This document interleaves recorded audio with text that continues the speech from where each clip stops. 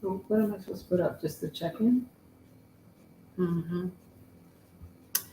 Hello, everyone. Welcome back to Live, Love, and Mary Weiser. How are you doing today? I'm Lorraine Edwards. That was my that was just ignore it. Okay. Sorry. I was like, okay, thanks. Yeah. Co-founder of A Single Mission business ministry that exists to engage, empower, and encourage single women to embrace their singleness, walk in their purpose, and prepare for the partner they desire. We are happy to have you here again with us today. If it's your first time, please like, subscribe. You can wait till you watch it to like it, because I always trip when people say like it and you haven't even watched it yet. What if you don't like it? I prefer that you not say anything. But if you do like it, please comment and subscribe and share it with your friends and family. We are back.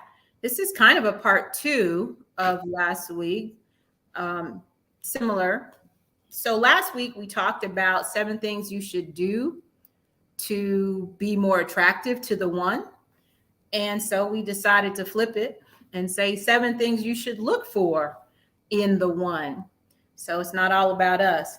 But before we jump in, we want to welcome back Ebony with us. Hey, E, Hey y'all. how you been? I'm doing all right. I'm a little tired today, not gonna lie. So I gotta get hyped. I'm ready for the conversations. All Ready for right. the conversation. We're excited to have you here again. And we want you all to check in. You know what that looks like. It's in the comments. Please respond. Don't just read them. Please respond. Hey, Susan, back with us again. We appreciate that as always. Hey Susan. The check in is, what is a must have trait for you in a partner? I want to see that in the chat. Now, we got 4 people on here. I need you to come on now. Some of y'all been hanging in the background for a minute, so I need you to go ahead and just type it in the chat. Ain't nobody gonna call you out, but just, what is a must-have trait for you? E, I'm gonna let you answer that too. What's a Oh, must-have for you? I was thinking. I guess I ought to know since I've been married for 25 years. So um I think that what I have grown to want, um, and it's still a work in progress in our marriage, quite honestly, is true partnership. Like you have to be about equity in a relationship, not necessarily quality, but equity in a relationship, and and true partnership.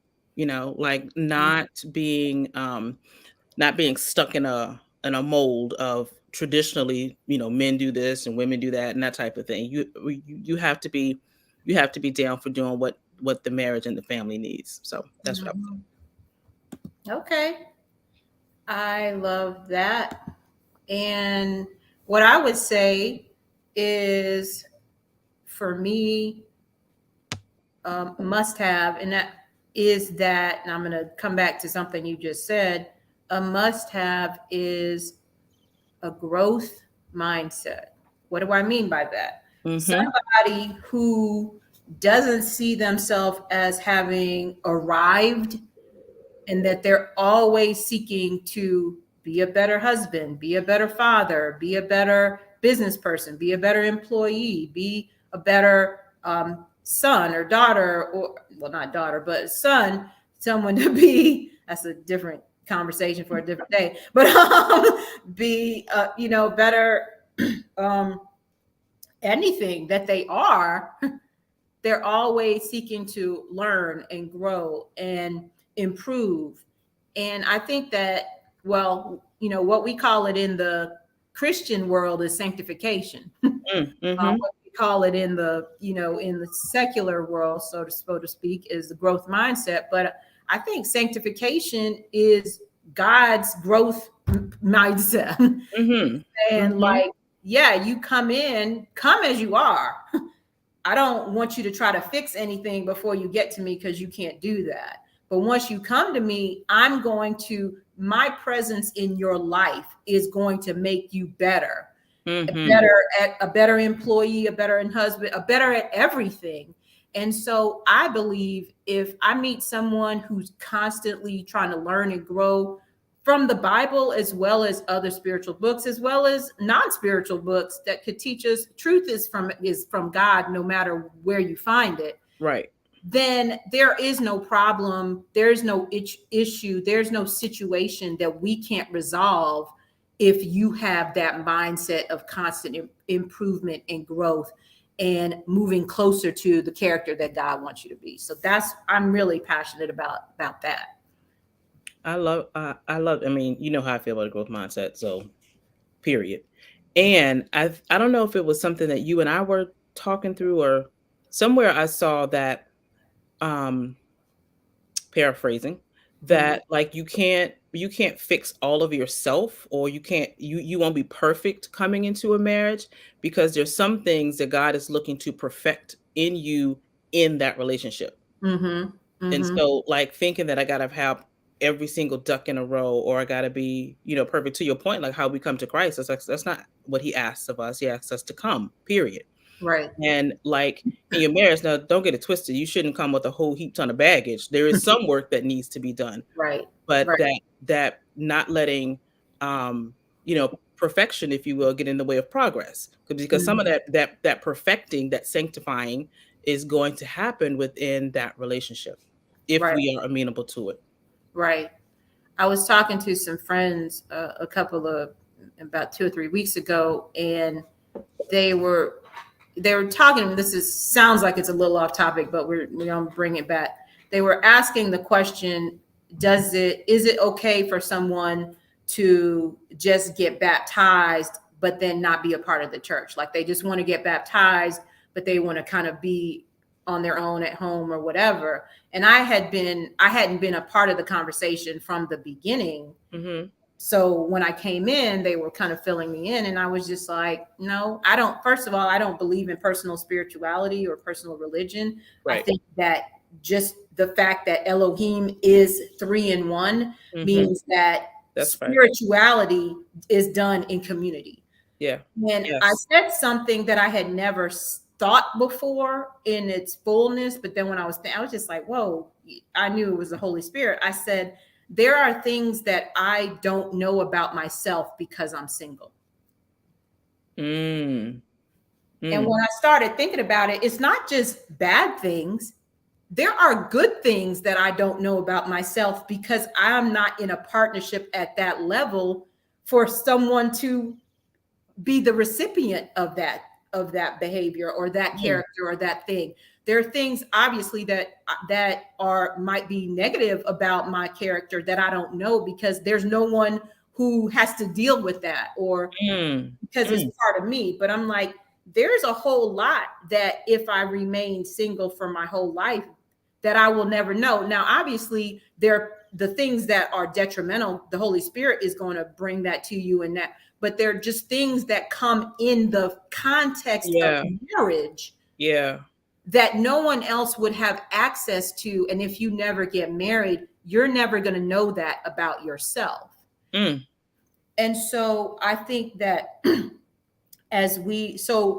part of when you were saying that, no, you don't need to come perfect, because there are things that are going to happen in the marriage that is going to shape your character and sanctify and hone and all of that. I think that's part of the deal, that God is going to work on the things that are just kind of that he's like, you need to work on this.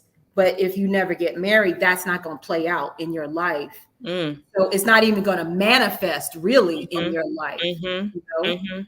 a way of thinking that I don't know that I think Mhm. until I have a husband, or if I ever have a husband. So I was just like, Yes. that's kind of even how I feel about just Christianity and spirituality. Like that cannot be done in isolation, because how do I know that I love like Jesus loves if there's no one difficult to love? How do I Mhm. know that I can navigate, conflict in a godly way? I can apply Matthew 18 if I stay away from people that Mhm. could cause me. So all of that is just to me not something that can be done in isolation. It's all about community. Ooh, So girl. so You know my mind is on absolute crank right now. That is like that's bananas. Like that's literally I was sharing with you that I had a revelation this morning and that was really it. That was it. mm, I The Holy Spirit revealed to me something about myself, about my character, and I realized that it's a character flaw from how I was raised, but it is being exacerbated within my marriage. mm, And if I don't I believe that if I had never gotten married, like this thing would not be blowing up in my head like it is today. mhm, I mhm, 100% because there would be no reason for it to. mhm. Because this is a relationship that's pulling that's shining light on that character flaw. Mm, yeah. Wow. Okay, that's crazy. That is Because a little bit crazy. just for the record, we did not talk about this before we got on here. This is not even what the topic is totally. Like, this is sort of, I mean, it leads into the topic. 7 things you should look for in the one. And if you watched last week, we talked about 7 things. Well, they're the same 7 things. We're just going to teach you how to apply it from looking at another person. And if you didn't see that one, we're going to put that up here or over here or one over there, and where you'll be able to link to that and see and watch that because it was really good. So the first thing we want to talk about is communication, and I'm just going to talk about some of the things, and then Ebony, I want you to jump in here. Listen, now this should be basic, but we know that it's not because people hear, but they don't listen. And so listening is active, it's engaged. One of the things is putting away your devices or putting down your device, putting your eyes on the person, sharing feelings, not just facts. Mhm. That's communication. Being interested. I was listening to a podcast on YouTube today, and the podcast is called Hardly Initiated. Now, I can't recommend it without reservation, but my reservations are very slight. There's some curse words occasionally or whatever, but the content that I've taken in has been really good. Today they were talking, and it's for men, but I think it's important for women to listen to stuff for men because Yes. you learn a lot. Yes. I would hope that some men might be listening to us just to learn something more about women and how we think as well. But he was talking about, what he looks for when he's looking for a woman. And he said one of the first questions he asked is, "What books are you reading?" Mm. Mhm. And if she's like, I don't, well, what about podcasts or audio books? He wants to know, what are you putting inside of you? Yes. What can we then talk about? Like, Mhm. if I've never read that book, what can you share? He's like, tell me about that book if someone answers. And so part of communication, we're not just talking about like just sharing your feelings or being deep or whatever, but it's like, can we just talk to each other? Like, you have to be married for 10, 20, 50 years. Sex ain't gonna carry all of that. You know what I'm saying? Straight up. We're gonna talk about that in the future, but like, you're not gonna be able to do that all day long every day for the rest of 50 years. What are you talking about? How are you growing together? So Mhm. I'm gonna let you jump in there, Ebony. Mhm. Yes. It and that comes from being friends, from Mm-hmm. liking each other. Right. If you don't like this person, like you don't like the person that you are thinking of aligning yourself with forever, like that don't do that. Because Mm-hmm. that's fixing to be a boring at the least forever. Right. Can you have a conversation with this person? Can you just talk about anything? Like, Mm-hmm. is this person, interested in what's happening in the world? Is this person able to hold a conversation without, kind of drifting to the left? Communication really is about it's about the verbal and the nonverbal. Mm-hmm. Can you all sit together and hold space with each other and be comfortable in that? If Mm-hmm. you can't be in the same space and just be quiet together, someone has to be doing something or saying something or whatever, you ought to be able to be quiet and hold space with one another, Right. because that is a strengthening of that connection, you know? Right. And you have to be able to talk about deep things and nothing. I mean, Mm-hmm. my husband and I have the wildest Seinfeld moments. We have a whole hour conversation. We ain't talking about one thing. We Mm-hmm. done bounced all over from talking about our son giggling to, you know, type of fish he caught, like whatever. And I love that about our relationship, but you Mm-hmm. have to be able to hold conversations with one another. You have to be able to communicate verbally and non-verbally. Right. No, I agree. And I do think that it needs to run the gamut because it should be fun, but then it also should be serious when it needs to be. It should be, Hmm. laughing when it needs to be deep, and then it needs to be surface because you don't always want to be like all thoughtful and just Right. introspective and like Hmm. deep stuff. Hmm. But then you also don't want to be just laughing all the time because that gets old. Like how many people Hmm. I've been in relationships where the person is always joking and Yeah. I mean, frankly, you just get tired of laughing. Yeah. It's just like Yeah. I really am over that right now. So you need to be interested, and it doesn't mean that you have to like everything the person likes, Right. but you need to be interested in what they're talking about. Yeah. And you don't need to pretend that you are if you're not Hmm. all the time. Like, I mean, every conversation is not going to be a, brain buster and just like, woo, that's just amazing. But I was just telling Ebony and another friend, you know, that anyway, the situation is long, but the point is, I was saying, like, I've dated tall men and short men, I've dated fat men and white and skinny men, I've dated white men and black men, but I've never dated a dumb man. And y'all like be tripping on that, but I'm like, to be in a relationship with someone that I can't have an intelligent conversation with, if I can't have one, I know I'm not going to have 500. So like when you think about, I mean, way more than 500, obviously, but when you think about who are you looking for, you need to be able to communicate, and Hmm. they need to be able to communicate, because we talked about you last week. They need to be able to communicate, and don't sell yourself short because you just like them Yeah. when you realize I actually am bored whenever I'm actually with them. Like when I Yeah. have to spend extended period of time, I'm kind of bored with them. Listen, That's a no-go. That is a no-go. not only is it a no-go, it is an in for the enemy. Mm. It is an in for the Mhm. enemy. If you are bored with your mate, Satan will use that. Yeah, yeah, Period. he will. Because someone else is going to come along that's real interesting. 100%. 100%. So, Even if they just interested temporarily, but the fact that you are so bored, or that you have that feeling, that longing for more, Satan mhm, will use that. yes. So don't set yourself up for that one. And you need to, and just one more thing on communication. They need to be the kind of person that allows you to share your feelings without it being awkward. Like somebody who can't, who's always just like, oh, you don't need to cry. They always trying to stifle whatever the emotion is that you're feeling. If you're angry, they're trying to resolve that. If you're sad, they're trying to resolve that.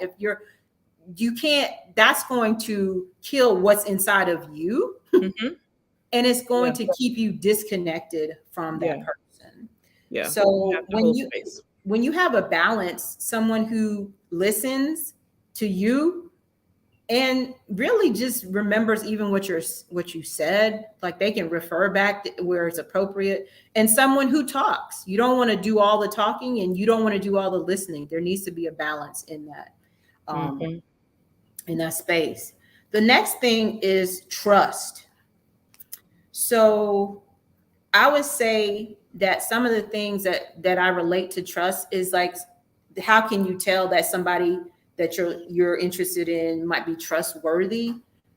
One thing is like that they have long-term healthy relationships. Like if they have had friends for a long period of time, that says that you could see that that's a healthy interaction. That's going to be a strong indicator that they're a trustworthy person, because no one's going to be friends with you forever if you not a trustworthy person. Mm-hmm. You know, now there may be other reasons if they don't have long-term friendships. There may be other reasons. I'm not saying it means they're not trustworthy, but if they do have those long-term friendships, then that's a really positive indicator. They're just basically honest. They keep their commitments. They admit when they're wrong. That makes you trustworthy. What do you think, Ebony? I would say that they do what they say, from the big things to the little things. You know, whether they, if they tell you that they're going to call you or come see you and they don't, and that's a pattern, then, that to me would be a red flag for trust. Mm-hmm. And it could be a situation where they just don't manage their time well. Mm-hmm. But either, even if that's the issue, if you don't do what you say you're going to do, then I can't trust you. I can't, even if you don't manage your time well, that means I can't trust you to be on time. You know what I'm saying? I can't trust you to show up when you say you're going to show up. So those things, while it may seem little, you think about that over forever, that's going to get on your nerves. When you can't plan, because then you can't plan anything, or you're gonna be caught off guard. Mm-hmm. I'm totally not saying that my husband is not trustworthy, and wherever this dude is, he's 7 minutes away from wherever he's supposed to be. Mm-hmm. If somebody call him and say, you on your way, I'm 7 minutes away.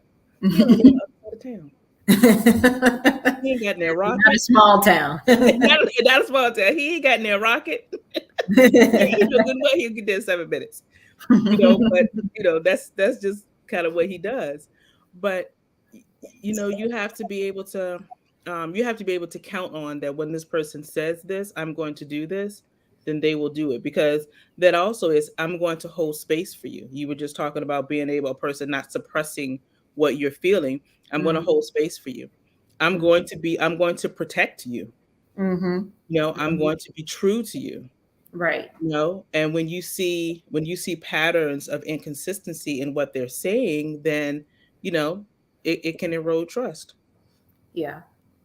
So I just want to interject right here that the things that we're talking about, none of us are at 100% of these things. Like no one's a perfect communicator, perfectly affectionate, and all that stuff that we have talked about last week and that we will talk about.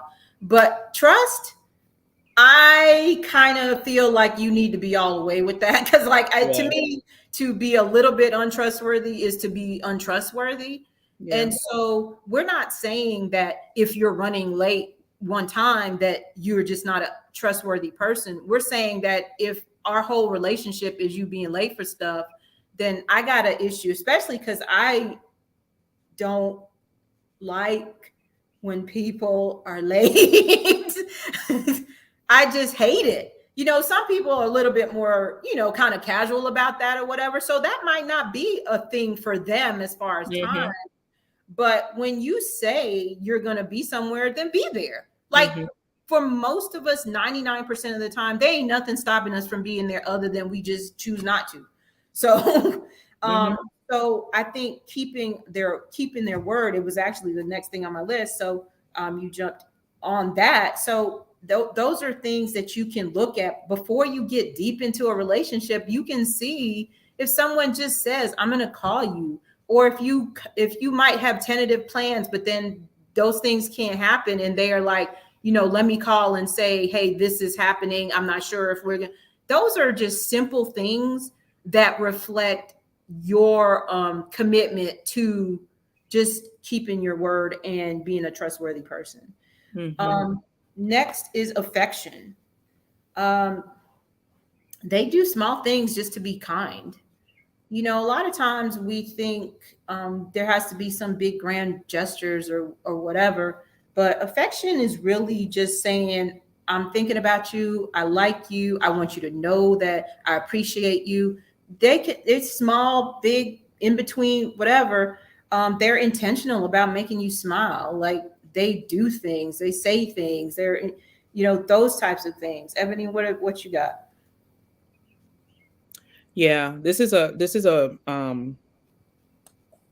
what I want to say. This is a challenge for me because um I didn't grow up receiving a lot of like physical affection.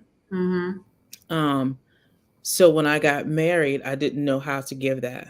And that's huge for my husband. My husband is super affectionate. Um and I didn't know how to do that. And I still struggle with it. And like it's a constant conversation with my therapist, like trying to get to the root of that. um but I try to be very intentional about how I show up that way for my husband, because I know it's huge for him. And I'm not, like you said, not 100% at all. Mm-hmm. um but it's important, and it's especially important if it's important to the other person. Mm-hmm. And if it's something that's important to you, and you see that your person is struggling with that, that's a conversation you want to have immediately.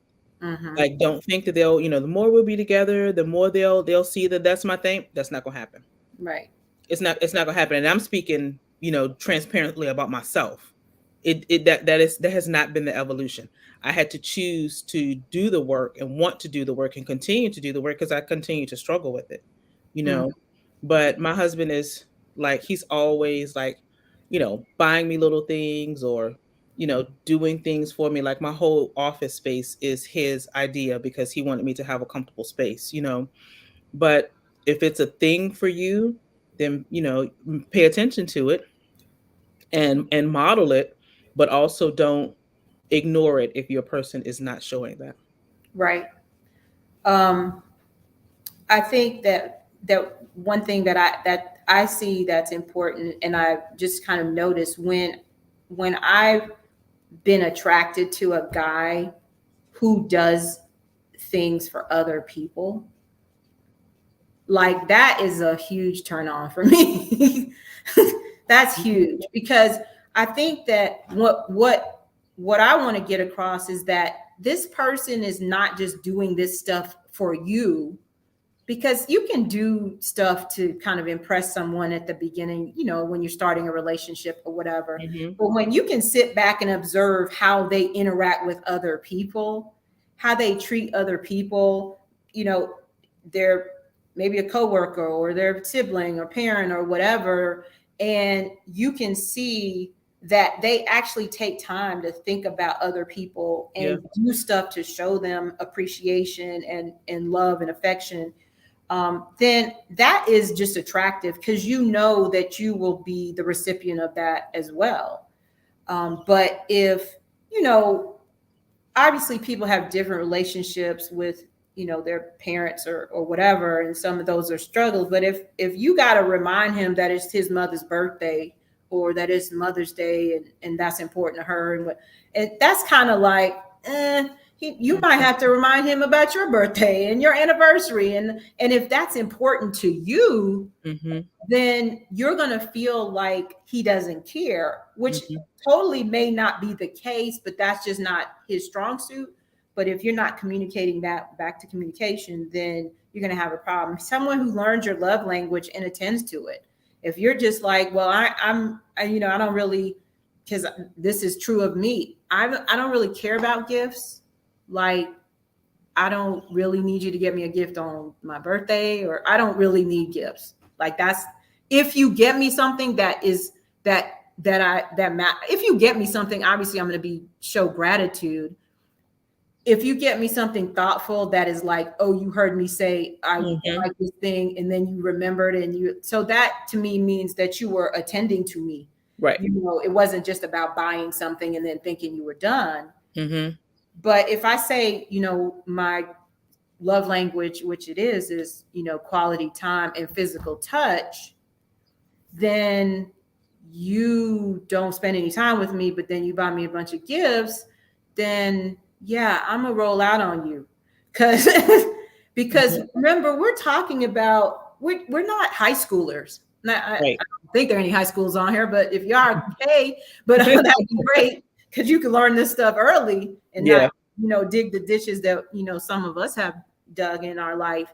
But if you are um in, you know, you've been dating for a while, you're like, you're looking towards somebody to marry.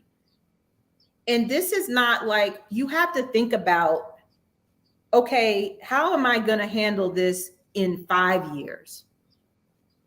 Like, I may try to brush over this stuff now, Mhm. but in 5 years, I'm going to be real over it. In Mhm. 10 years, I'm gonna want to put him in a ditch somewhere.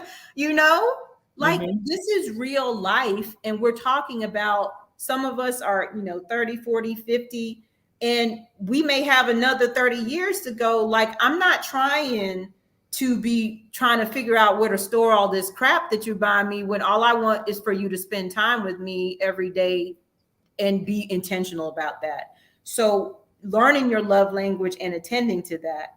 And then, you know, reaching for you, touching you. For me, that's important. Touch, you know, like, obviously before you're married, we're talking appropriately. But touch, you know, Mhm. that's a thing for me. And, you know, knowing it is, does he, when you reach for him, does he reach for you? Or is that matching up, you know? Mhm. Mhm. S- So the other thing, this is not a fully formed thought, so I apologize, y'all. I'm That's what externally this show is processing. about. Um, sometimes, sometimes our significant will love us the way that they want to be loved. Mm-hmm. So when we're talking about the love language, if your significant is not loving you the way that you want to be loved, but they're showing you their love language, if you will, I would say pay attention to that. And that is a red flag, but I would say pay attention to that in this is probably more appropriate for your last episode, but check yourself. Mm-hmm. Like, am I loving them the way that they want to be loved? Because Mm-hmm. oftentimes that's what's happening. They Yes. are they are feeling empty. Their love tank is empty, and so they are, wanting to be loved that way. Mm-hmm. No, I I have, yeah. Okay. Yeah, we're in the hole right now. Yeah. Okay, here we go. All right, words. So you speak, you're genuine when you talk. He, because we're, you know, this, what are we looking for? Someone who expresses empathy, someone who compliments you and others. They're not just saying, you know, sweet, charming stuff just to get you. Like, when you can see that they have that same attitude and spirit toward other people. They say thank you, sorry, and please when appropriate.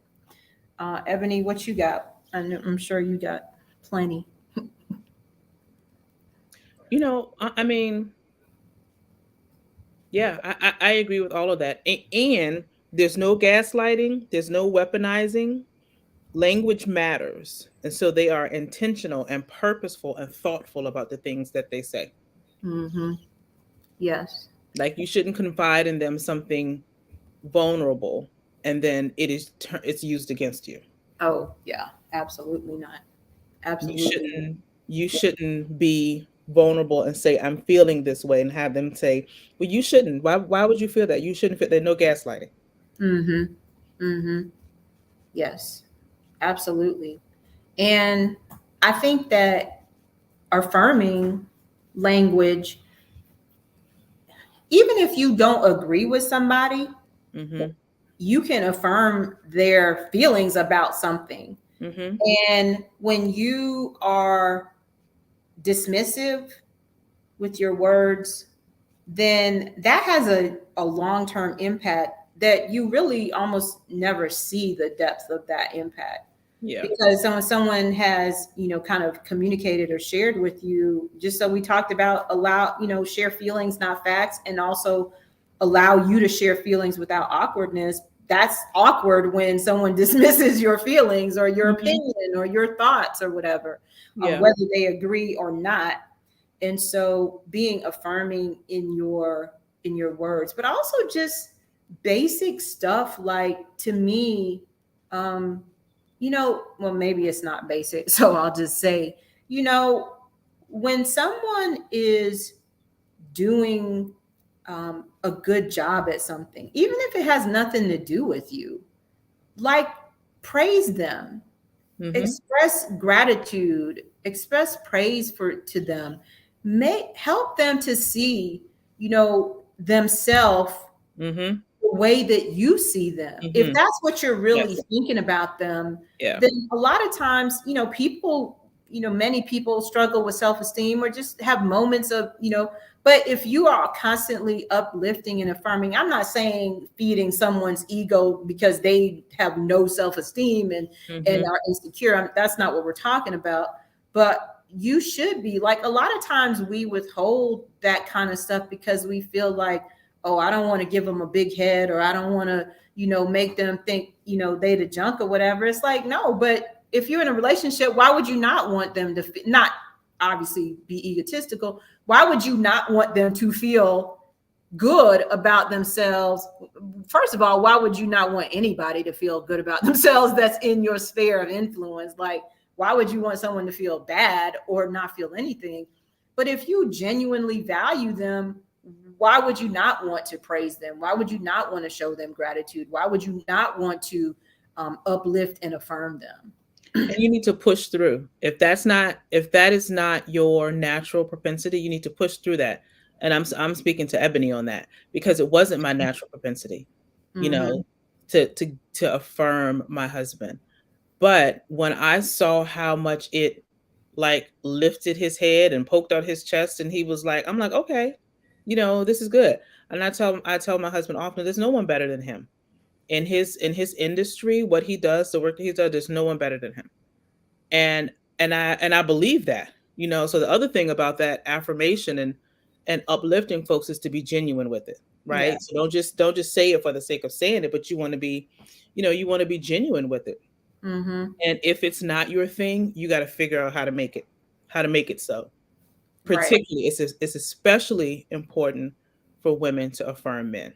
It's especially important, particularly if a man of color, because the world is stacked against him.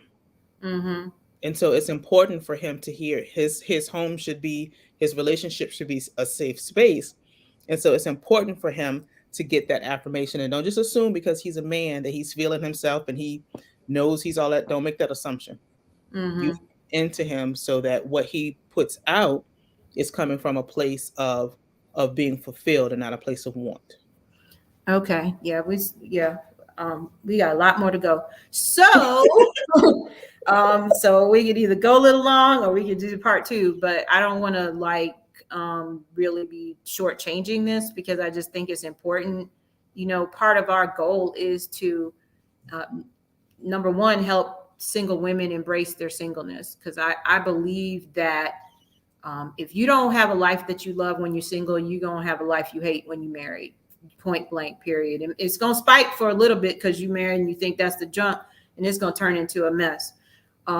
So we certainly want that. We want you to walk in purpose. And we talked about that, and we'll talk about that some more. But we also want to prepare you for the partner that you desire.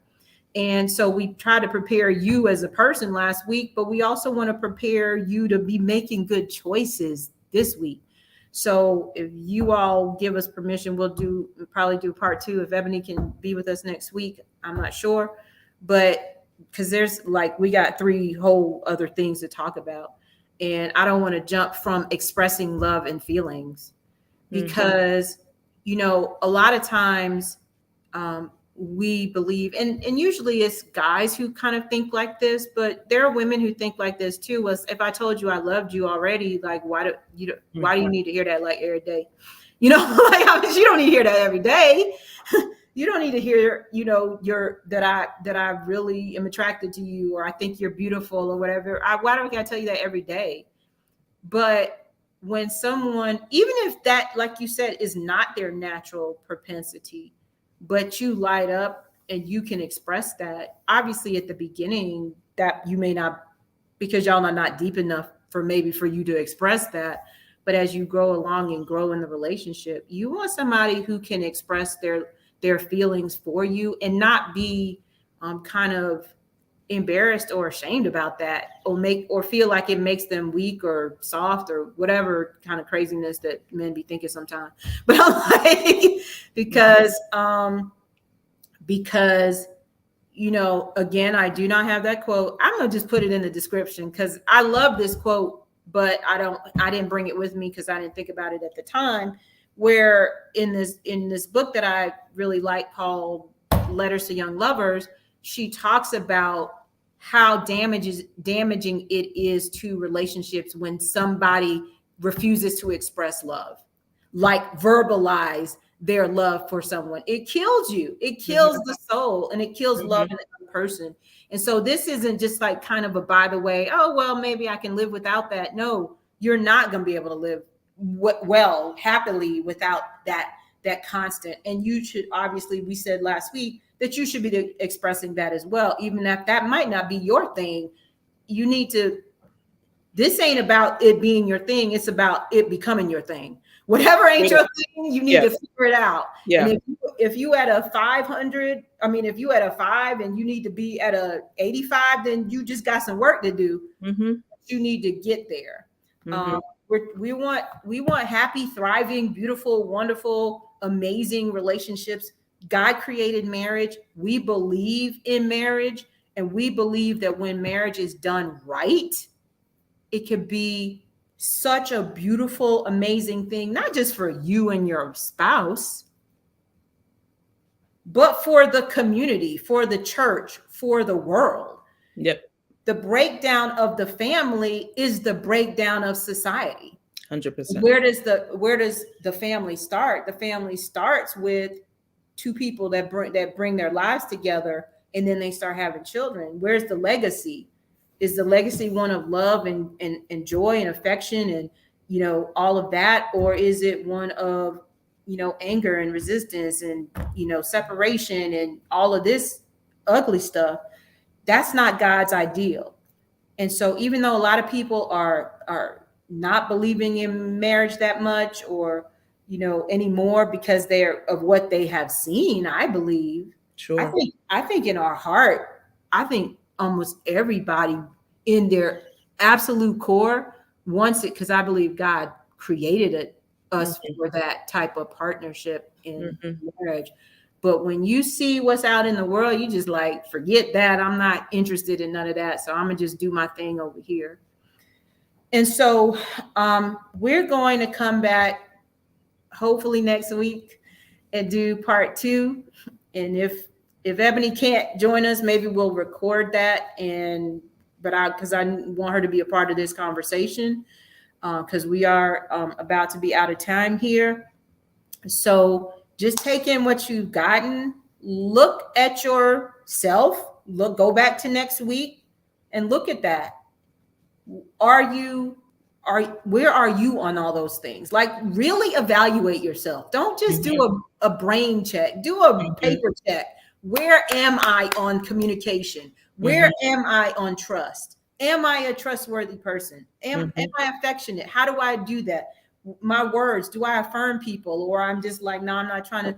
Or your body, time, and spirituality is what we're going to talk about next week.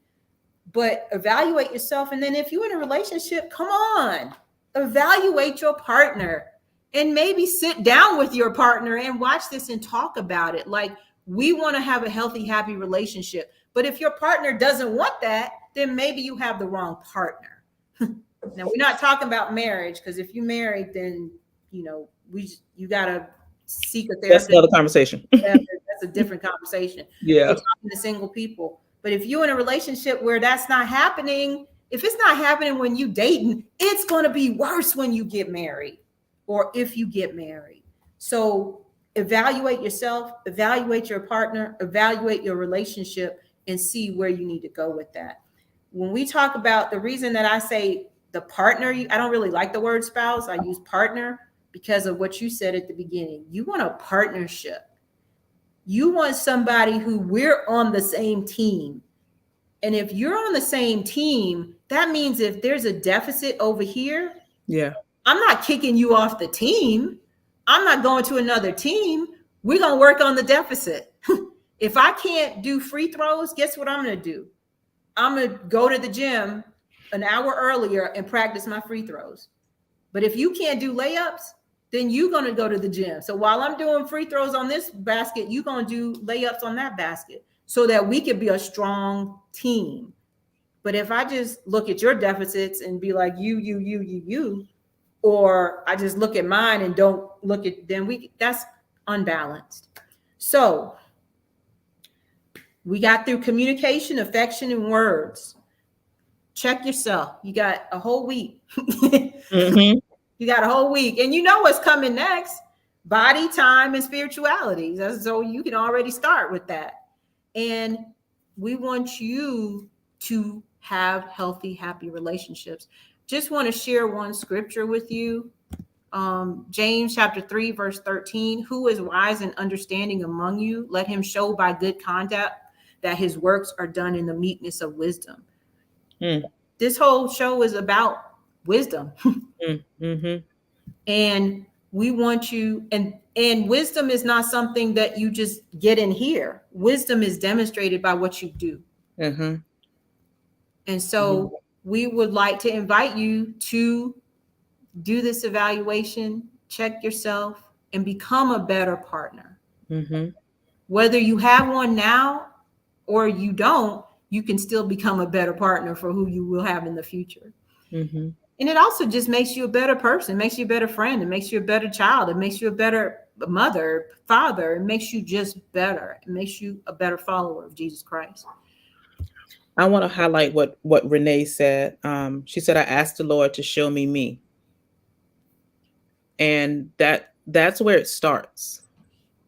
You know, asking, being vulnerable and asking God to really show you, show me. That's the way that you gain that wisdom.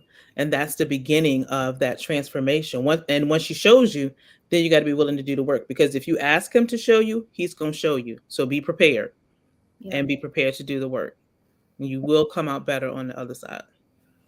Yes, absolutely. And we just want to invite you again we are having a webinar, and this is the link. The link is in the comments as well, that you can sign up for that webinar. That we're asking the question, how to know if he's the one. But the interesting thing about it is we're going to help you understand if you are the one, so that you can better evaluate if he is the one. So we're going to put all of that together in a webinar. You can go to the link. I think registration closes in a couple of days. I'm not sure the exact date, but we would love to have you join us. So thank you, Ebony, again for this great conversation. We hope that you all were blessed, and we hope that you will go out and make choices that will help you live, love, and marry wiser. God bless you. Bye all.